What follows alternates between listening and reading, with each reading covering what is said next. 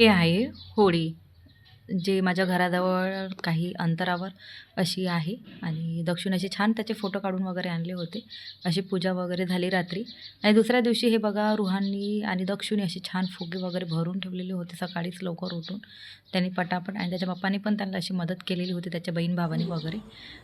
त्यानंतर आम्ही असे छान एकमेकांना गुलाल वगैरे लावून एकमेकांना छान अशा शुभेच्छा दिल्या आणि काही फोटो असे क्लिप वगैरे केले. तर खरंच होळीसारखा सण खूप छान आहे आणि मला तर खरंच माझा खूप असा फेवरेट आहे. मला तर खूप आवडते होळी. आमच्या घरी खूप असं एन्जॉय वगैरे खूप मस्त होतात आणि खूप मजा येते, कारण की परिवार जेवढा मोठा असतो ना तेवढा खरंच खूप मजा येते. त्याला अजून राहिला होता, त्याला म्हटलं की अरे ते काढ तुझं, तर तो काही काढत नव्हता आणि अशी मजा येत होती त्याची. शुभेच्छा. हॅपी होली. जयताई काय करताय ग? जयताला शुभेच्छा द्यायला आली.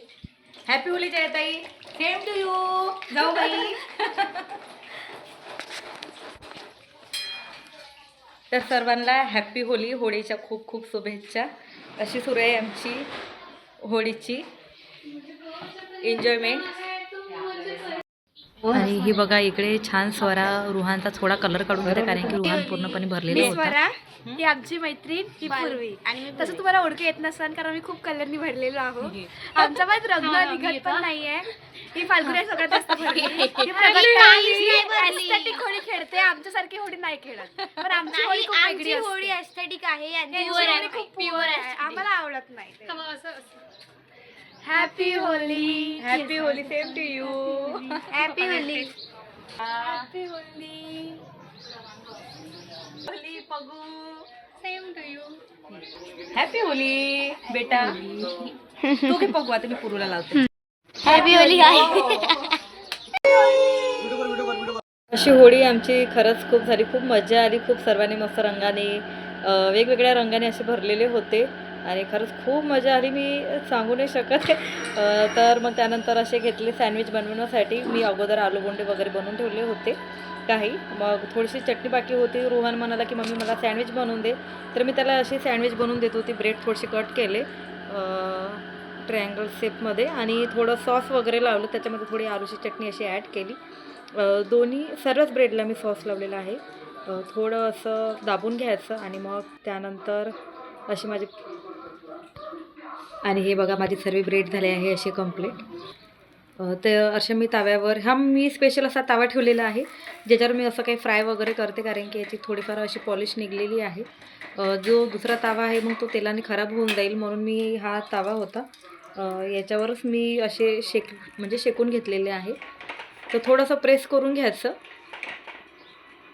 थोडंसं प्रेस झालं की थोडंसं शिजून जातात ते, आणि थोडं असं ऑइल आजूबाजूनी सोडून द्यायचं त्याला, आणि खरंच खायला खूप टेस्टी आणि खरंच खूप यमी होते. तर फायनली माझे झाले आहे सँडविच तयार आणि खरंच खायला खूप टेस्टी वाटते. खरंच एखादी वेळा जर आलूची चटणी जर तुमच्या घरी राहिली तर हे नक्की खाऊन बघा आणि करून बघा.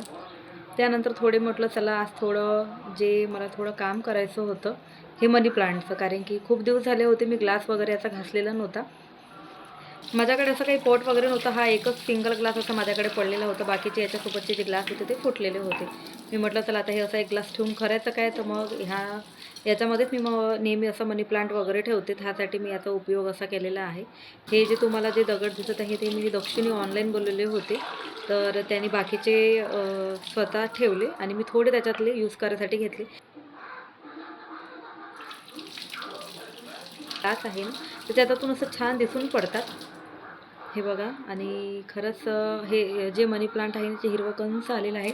भले याचे जास्त वाढ नाही होत, पण खरंच दिसायला खूप हिरवं कंस आणि खरंच खूप सुंदर आहे.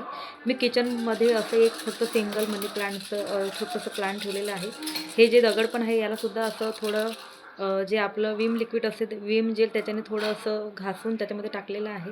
तर अशा प्रकारे आजचा ब्लॉग इथेच खतम होते. तर सर्वांना होळीच्या परत एकदा खरंच खूप खूप मनापासून शुभेच्छा.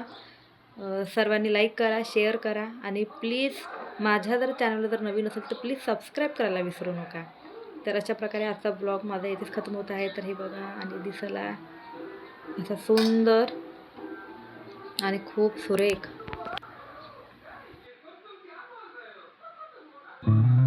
आहे.